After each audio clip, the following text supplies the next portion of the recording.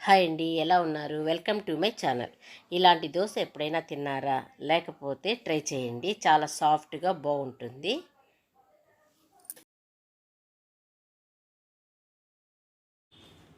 గుంత పొంగనం దోశలకి కావలసిన పదార్థాలు ఇవి: ఆనియన్స్, తర్వాత పచ్చిమిరపకాయలు, కరివేపాకు, కొత్తిమీర, తర్వాత శనక్కాయ పప్పులు ఇట్లా చేసి పెట్టుకోవాలి. శనక్కాయ పప్పుల్ని రెండుగా చేసి పెట్టుకోవాలి, పొట్టు తీసేసి. దోసపిండి ఇవి కావాల్సినవి. ఎట్లా తయారు చేయాలో చూపెడతాను. మీద పాన్ పెడదాము. పాన్ పెట్టిన తర్వాత కొద్దిగా ఆయిల్, ఒక హాఫ్ టీ స్పూన్ ఆయిల్ వేద్దాము. ఆయిల్ వేసి అది వేడెక్కుతుంది కదా,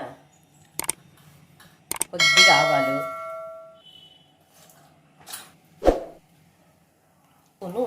పచ్చశనగపప్పు, ఉద్దిపప్పు రెండు, ఆనియన్స్ మనకు ఎన్ని కావాలంటే అన్ని ఆనియన్స్ వేసుకోవచ్చు. దీనికి మెజర్మెంట్ అంటూ ఉండదన్నమాట. ఇన్ని వేసుకోవాలి అట్లా ఎంత ఏం లేదు. మనం తినేదాన్ని బట్టి ఆనియన్స్ వేసుకోవాలి. ఆనియన్స్ వేసుకొని కొంతసేపు అట్లా వేపుకుందాం.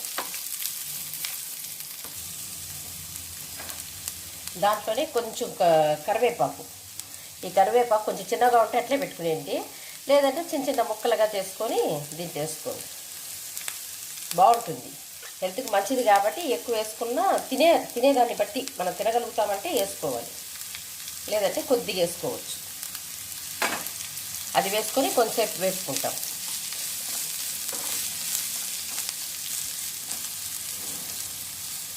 కొద్దిగా సాల్ట్, ఈ ఎర్రగడ్డలకు పట్టేదానికి మాత్రమే కొద్దిగా సాల్ట్ వేసుకోవాలి. వేసుకొని కొంచెంసేపు వేసుకోవాలి. ఇప్పుడు పచ్చిమిరపకాయల్ని మిక్సీలో ఇట్లా ఇట్లా దంచుకోవాలన్నమాట. ఇట్లా గ్రైండ్ చేసుకుంటే ముక్కలు ముక్కలుగా ఉంటే పళ్ళకు తగులుతుంది, తినలేము. అందుకనేసి ఇట్లా దంచుకొని దీంట్లో వేసుకోవాలి. మనకు కావాల్సినంత కారం. నేను ఒక 6-7 పచ్చిమిరపకాయలు వేసి ఉంటాను. పిండిని బట్టి, మన స్పైసీని బట్టి దీన్ని వేసుకోవాలి. మనం కొంతసేపు అట్లా వేపుకోవాలి.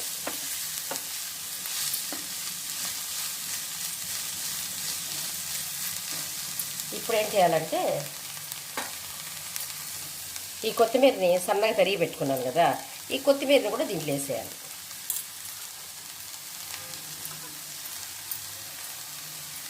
దీన్ని కూడా కొంతసేపు వేపుకోవాలి. అంటే ఎక్కువసేపు వేపకూడదు, ఎందుకంటే మళ్ళీ మనము పిండిలో కలిపేస్తాం కదా, మళ్ళీ కాలుతుంది కాబట్టి ఇంతే. ఇట్లా వేసిన తర్వాత కొంచెంసేపు అయిపోయింది కదా, ఇంకా ఆపేద్దాం. స్టవ్ ఆపేసిన తర్వాత ఏం చేయాలో చూపెడతాను. ఇంకా చేసుకున్నాం కదా, వేయించుకుని పెట్టుకునిలే, దీన్ని ఎత్తి ఈ పిండిలో, ఈ పిండి దోసపిండిలో చూడండి, దోసపిండి తీసుకున్నాను. మనకి ఎంత కావాలంటే అది తీసుకోవచ్చు. దీన్ని ఎత్తేసేస్తాను.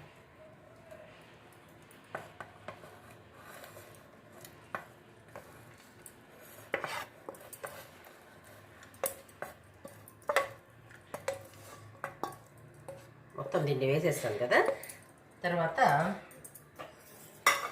దీనిలో మనం శనక్కాయ పప్పులు పెట్టుకున్నాం చూడండి, ఈ శనక్కాయ పప్పులు దీన్ని కూడా దీనిలో వేసేయాలి. మొత్తం వేసేసి దాంట్లో మనకు సరిపోయేంత, పిండికి సరిపోయేంత సాల్ట్ వేసుకోవాలి. తర్వాత ఒక స్పూన్ వేస్తాం దానికి సరిపోయేంత.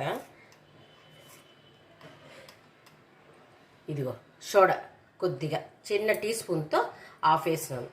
సోడా వేసేసి కొంచెం వాటర్ పోసి దీన్ని మనం దోసపిండిలో కలుపుకోవాలి. ఇట్లా కలిపేసాం చూడండి. ఇది కొంచెం తిక్కుగా ఉంది కదా, దీంట్లో ఏం చేయాలంటే కొద్దిగా వాటర్, ఎక్కువ పోసుకోకూడదు, కొద్దిగా వాటర్ వేసుకొని ఈ టైప్లో కలుపుకోవాలి. ఇంతే, కలుపుకున్నాం కదా. స్టవ్ మీద దోశ పెనం పెట్టుకుందాము. దాంట్లో కొద్దిగా ఆయిల్ అప్లై చేయాలి.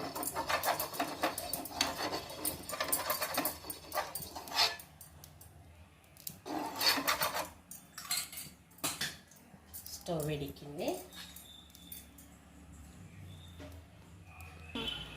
దీన్ని ఒక గరిటె ఎత్తి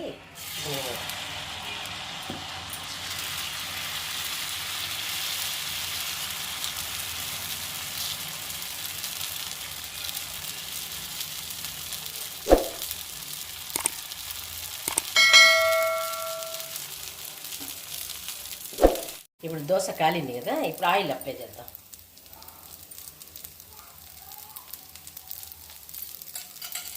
ఉంచుకోవాలి దోశ.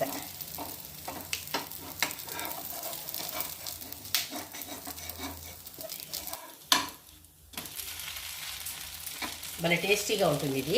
పప్పులు ఉంటాయి, ఇది బ్లడ్ బాగా పడుతుంది కదా చెనక్కాయ పప్పులు, అవన్నీ పప్పులు ఉంటాయి. తినేటప్పుడు చాలా బాగుంటుంది ఇది తినేదానికి.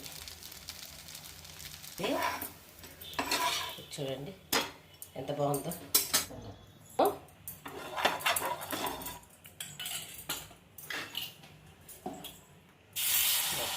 పిండే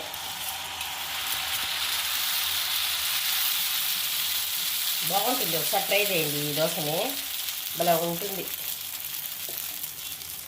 ఆయిల్ అప్లై చేసి టర్న్ చేద్దాం. ఎప్పుడు ప్లెయిన్ దోశలు తినాలంటే బోర్ కొట్టేస్తుంది కదా, ఈ టైప్లో దోశలు తినండి, భలే బాగుంటుంది.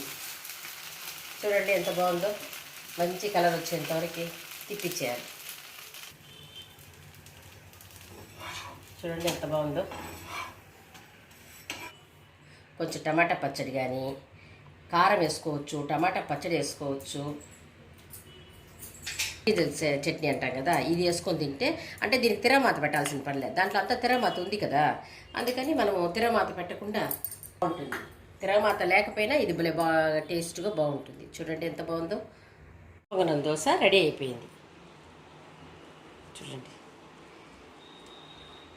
దీనికి కారం పెట్టుకొని, లేదా టమాటా పచ్చడి పెట్టుకొని, లేదంటే పచ్చడి పెట్టుకొని తింటే చాలా బాగుంటుంది. ఈ వీడియో కనుక మీకు నచ్చినట్లయితే like, share and subscribe to my channel.